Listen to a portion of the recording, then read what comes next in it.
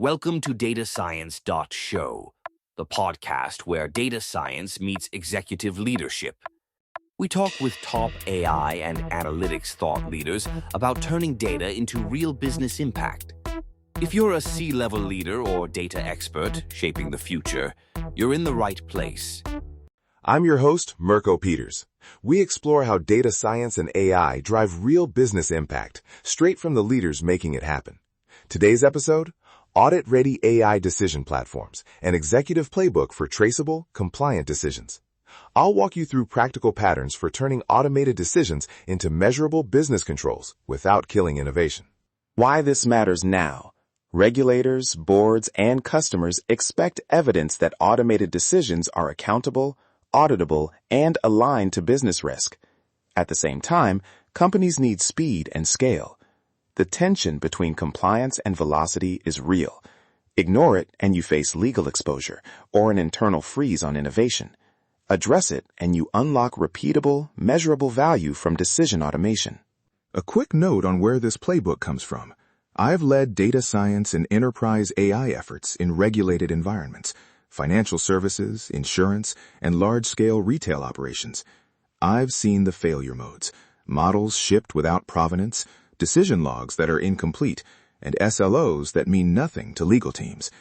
I've also seen success when leaders treat decisioning as a product, prioritizing a small set of high-risk, high-value flows, instrumenting them end-to-end, and measuring outcomes against both business KPIs and risk budgets. So let's jump into the playbook. Section 1.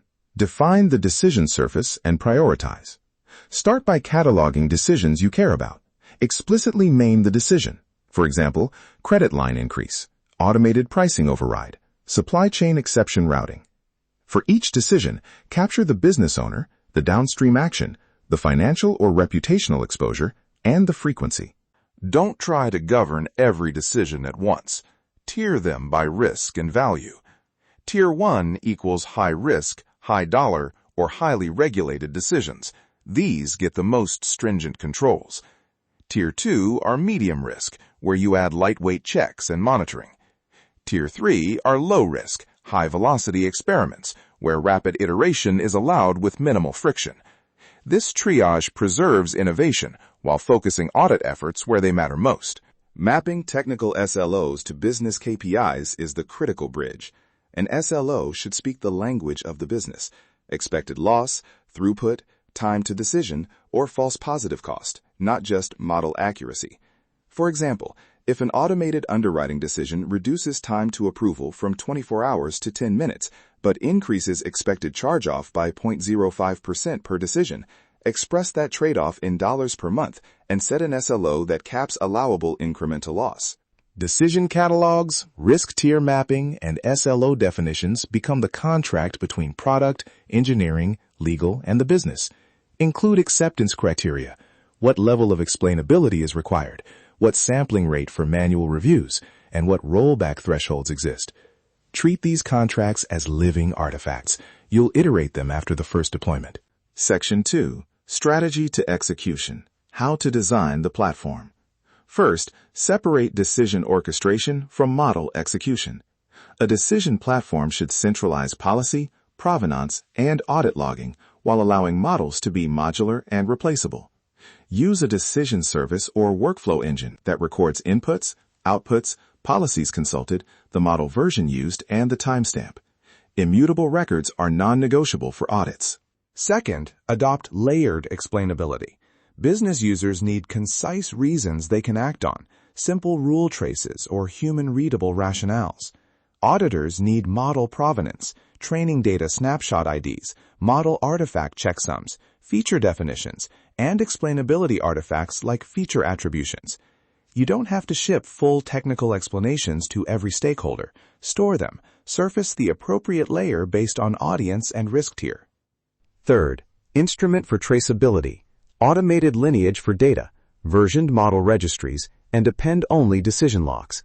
Capture the request context, the exact feature values used, model version, deterministic random seeds where applicable, policy checks, and the final action. Ensure logs are tamper-evident. Write them to an immutable store, or sign them cryptographically for high-risk flows. Fourth, design human-in-the-loop workflows that preserve speed and accountability. Use sampling and risk thresholds. Automate low-risk decisions. Queue medium-risk decisions for rapid human review with context-rich explainability. And always require explicit human override for the highest-risk decisions. Instrument the reviewer experience. The reviewer must see the decision rationale and be able to record their justification. Those reviewer notes are part of your audit trail.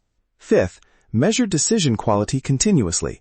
Track business metrics, conversion uplift, revenue, cost savings, risk metrics, expected loss, false positives and negatives by segment, and process metrics, time to decision, manual review load.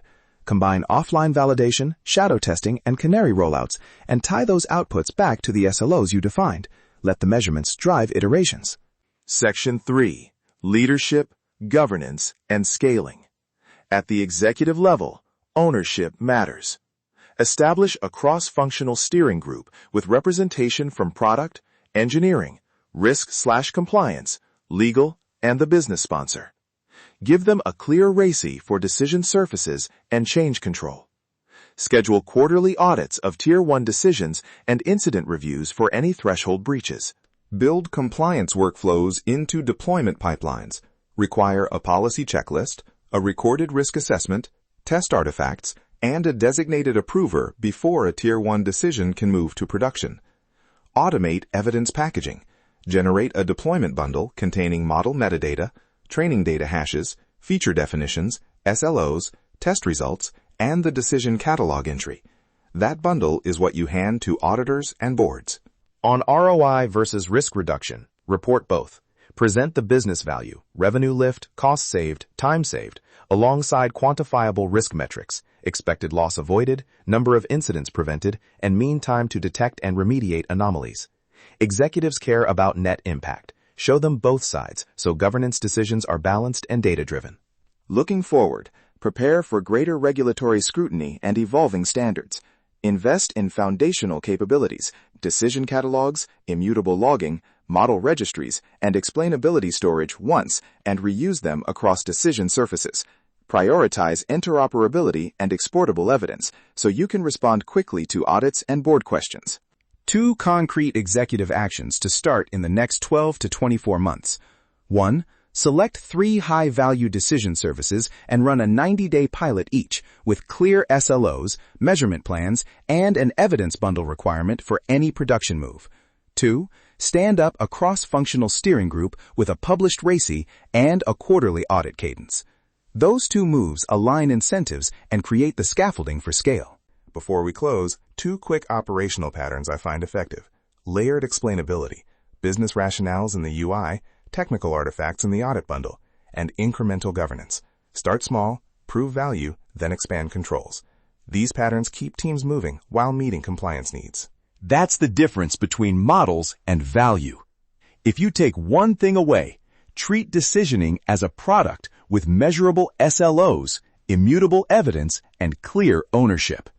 Do that, and you turn regulatory friction into an operational advantage.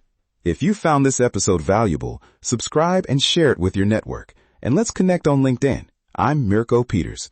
We'll be back with more conversations on how data science and AI create real business impact. Until next time. Thanks for listening to datascience.show. If you found value in this episode, subscribe, share it with your network, and join us next time as we explore how data science drives smarter decisions and better business outcomes.